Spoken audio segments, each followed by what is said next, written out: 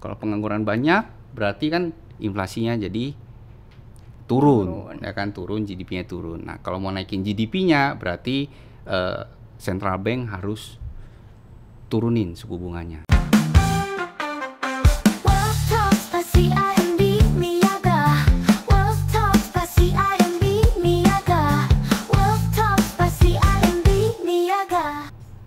Halo, kembali lagi di Well Talks dengan saya, Laras, host untuk episode hari ini. Hari ini kita akan membahas tentang market jargons. Nah, untuk yang baru mulai belajar soal market, mungkin udah mulai mendengar nih tentang kata-kata seperti unemployment rate, CPI, atau Fed rate. Nah, berarti episode ini cocok banget nih buat kamu untuk semoga mendapatkan insight tambahan ya, supaya lebih mengerti dengan market. Dan kebetulan kali ini kita sudah mendatangkan narasumber dari tim Treasury and Capital Market yang sudah berkecimpung 15 tahun di bidang treasury. Nah, ini kita kenalkan dulu. Halo Ko Edi, bagaimana kabarnya hari ini? Baik, Laras. Thank you. Semangat ya untuk memberikan insight-insight kepada kita yang baru mulai untuk memahami market ya, Ko ya. Yep. Nah, Ko Edi, kalau kita lihat nih sekarang market kan sepertinya Fed itu punya tendensi untuk akan menurunkan suku bunga ya, karena Jerome Powell juga bilang kalau keadaan di Amerika tenaga kerjanya itu bagus dan solid, lalu inflasinya itu juga di angka rata-rata 2%, yang mana sekarang ini sepertinya tendensinya akan mengarah ke sana, maka Fed akan menurunkan suku bunga. Nah, menurut pandangan Ko Edi gimana nih soal hal ini? Oke. Kalau dari pembicaraan dan pertemuan-pertemuan power beberapa saat belakang ini ya, di minggu-minggu terakhir ini, dia mengatakan hal yang sama, bahwa tenaga kerja juga sudah solid dan inflation yang dia tunggu-tunggu adalah menuju rata-rata di 2%. Nah, baru dia akan melakukan tindakan untuk menurunkan suku bunga di situ. Nah, sebenarnya kan kalau misalnya dia turunin suku bunga, efeknya pasti kan ke ekonomi mereka, GDP-nya mereka, terus ke mata uangnya mereka. Seperti itu, kurang lebih untuk penjelasannya.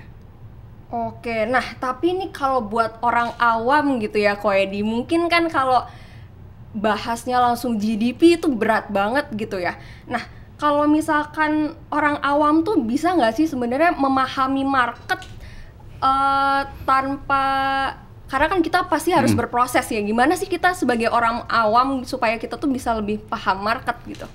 Oke, mungkin orang awam kita bisa lihat beberapa hal ya dari analisis teknikal dan analisis fundamental. Nah, mungkin saya ulas sedikit untuk analisis teknikalnya. Boleh. Analisis teknikal itu kan lebih kita lihatnya lebih kayak grafik, gambar-gambar, banyaklah kayak garis-garis nggak jelas ya. Terus kita bisa lihat pembukaan market di angka berapa, penutupan di angka berapa, terus volume transaksinya berapa. Nah, di situ diakumulasikan dan akan tercreate lah analisis teknikal di situ. Nah, mungkin kita akan bahas lebih dalam lagi di next episode kayaknya. Oke, ya. Berarti Ko Edi sudah menyiapkan juga ya untuk nextnya nih bareng kita. Pastinya. Nanti kita akan bahas di next episode dan kita coba, tadi kan saya bilang yang kedua ada di analisis fundamental. Analisis fundamental, nah ini lebih ke data-data. Data misalnya tentang unemployment rate, tenaga kerja ya, pengangguran dan sebagainya. Ada non-farm payroll dan sebagainya yang berhubungan dengan tenaga kerja. Terus ada inflation, CPI, atau tadi Laras cerita tentang CPI ya. CPI itu sama dengan inflation. CPI itu Consumer Price Index. Ya, hubungannya ke inflation nantinya. Jadi inflation itu ada dua, CPI dan PPI. CPI Consumer Price Index, PPI itu Production Price Index, gitu ya. Nah, selain itu ada GDP, ada central bank, terus ada manufacturing. Nah, itu semua saling berkaitan untuk membahas fundamental. Nah, mungkin kita akan perdalam lebih dalam lagi kali ya. Oke. Nah, tadi udah disebut-sebut nih jargon-jargon yang ada di market ya. Ada inflasi dari data CPI atau PPI ya. Ada juga unemployment rate dan bahkan ada juga perannya central bank. Nah, tapi mau tanya deh lebih apa ya hubungannya nih central bank dengan data-data ini, kalau misalkan inflasinya itu naik apa turun, terus employment-nya itu harus naik atau turun hingga akhirnya Fed itu menentukan, Fed atau central bank menentukan dia itu Fed rate-nya akan dinaikkan atau diturunkan. Boleh dijelaskan lebih dalam, Ko Edi? Oke, thank you Laras atas pertanyaannya.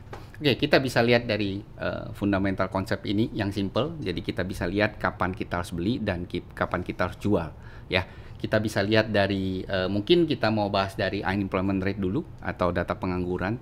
Kalau biasanya data penganggurannya naik ya, penganggurannya naik berarti orang yang nganggur banyak. Kalau orang yang nganggur banyak, kita lebih banyak orang akan ikat perut lah ya, ikat perut, terus daya beli orang nggak akan banyak belanja lah ya, daya belinya kurang sehingga inflasinya akan turun. Nah, kalau inflasinya turun berarti akan mengakibatkan GDP-nya pertumbuhan ekonomi, GDP itu sama dengan pertumbuhan ekonomi itu akan turun.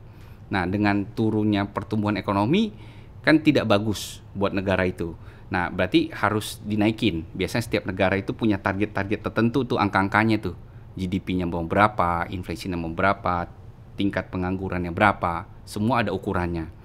Nah, kalau misalnya GDP-nya mau dinaikin, berarti tugasnya bank sentral sebagai pengambil kebijakan moneter bisa menaikkan dan menurunkan suku bunga. Oke. Hubungannya nanti kalau misalnya berarti kalau GDP-nya mau dinaikin, berarti bank sentral harus naikin suku bunga biasanya. Kalau misalnya naikin suku bunga, berarti akan impact ke semuanya.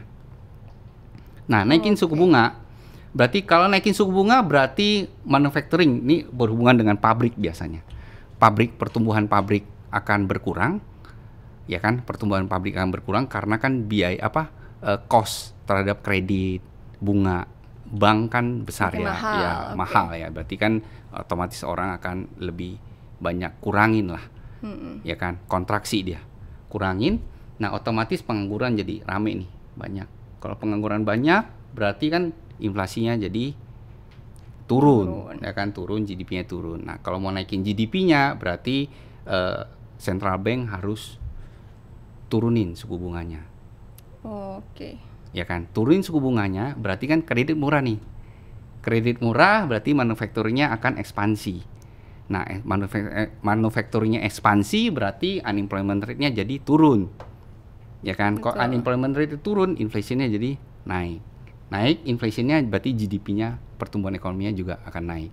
Jadi hubungannya, lingkarannya saling berhubungan antara 5 hal ini ya, saling tarik menarik. Tinggal bank sentral lah sebagai pengambil kebijakan moneter untuk menjaga keempat barang ini mau dibawa kemana arahnya. Gitu. Oke. Nah, kalau ngelihat keadaan marketnya sekarang nih, kan kalau dari rumor-rumornya, sepertinya marketnya nih konsensus kalau Fed rate-nya bakal diturunkan ya, Ko Edi ya. Yes. Berarti boleh diceritain nggak ya case-nya itu kalau sekarang nih kayak gimana? Oke. Jadi kan kalau kita lihat GDP mulai turun, Amerika ya, GDP Amerika mulai turun, unemployment rate-nya ini mulai naik. Berarti sejalan ya, unemployment rate mulai naik. Inflation-nya mulai turun. Nah, tapi kan tadi kan saya bilang kita lihat di series sebelum-sebelumnya kan kita bilang bahwa inflation kan Fed kan maunya rata-rata di 2%. Nah, berangsur-angsur turun nih. Unemployment rate berangsur-angsur naik. Berarti sejalan nih yang saya jelasin. Berarti tinggal push nih bank sentral harusnya mulai memikirkan untuk turunin suku bunga. Bank sentral sekarang kan 5,5 nih. Nah, kita lihat jadwalnya, kemungkinan akan ada pembicaraan suku bunga ada di bulan 7 ini, tanggal 31. Bulan 7 tanggal 31. Next-nya di bulan September, November, dan Desember. Nah, kemungkinan akan mulai pembicaraan turun suku bunga itu ada di kuartal keempat gitu, mungkin bisa di September atau di November seperti itu. Baru akhir tahun Yes. gitu ya. Ko Edi nih kan dari tadi disebutin ya ada data CPI, ada data inflasi gitu kan, ada data unemployment rate. Ini sebenarnya datanya tuh aksesibel nggak sih buat orang-orang yang gak ada di industri nih? Mungkin kan Yes. kalau Ko Edi tinggal tanya temen, mungkin udah temennya di Bloomberg kerja gitu di ya? iya. Nah kalau misalkan gak punya akses nih, kita cuma bisa pakai internet gitu, misalkan aksesibel nggak sih? Bisa dicari di internet. Aksesnya kalau gini kan negara-negara maju biasanya mereka publish. Misalnya kalau misalnya Amerika, Eropa, Australia, Inggris, pokoknya negara G7 lah ya, mereka publish biasanya. Dan sesuai dengan jadwal-jadwal yang ada. Misalnya contoh, kita ngomong tentang unemployment rate. Unemployment rate itu ada di awal bulan setiap hari Jumat untuk Amerika. Nah, kalau untuk inflationnya biasanya ada di pertengahan bulan, yaitu tanggal 10 sampai tanggal 15 di antara itu. Nah, kalau untuk manufacturing itu juga kalau nggak salah ada di pertengahan bulan, GDP itu ada di akhir bulan, minggu keempat. Bukan minggu kelima, kan ada yang minggu kelima, dia selalu ada di minggu keempat biasanya. Nah, kalau Bank Sentral setiap 45 hari. Nah, kalau misalnya 31 Juli berarti Agustus tidak ada, nanti di pertengahan September baru ada lagi. Setiap 45 hari dia jadwalnya untuk membicarakan suku bunga. Oke, terima kasih banyak Ko Edi atas insight-nya yang diberikan hari ini. Sangat membuka mata dan membuka wawasan ya, kalau ternyata data-data market itu bisa kita dapatkan dengan mudah, karena sebenarnya ini data-datanya didisclose ya untuk publik. Yes. Dan untuk yang baru mulai untuk mengerti market nih, kita juga udah kasih hint ya, berarti kalau sekarang ini arahnya Fed akan menurunkan suku bunga. Karena sepertinya nih kalau dilihat dari datanya GDP Amerika itu mulai menurun. Karena ini berarti mereka butuh stimulus untuk meningkatkan ekonominya lagi, supaya unemployment-nya juga kembali turun ya, dan inflasinya meningkat. Jangan lupa nantikan podcast series kita berikutnya dengan konten menarik lainnya. Dadah!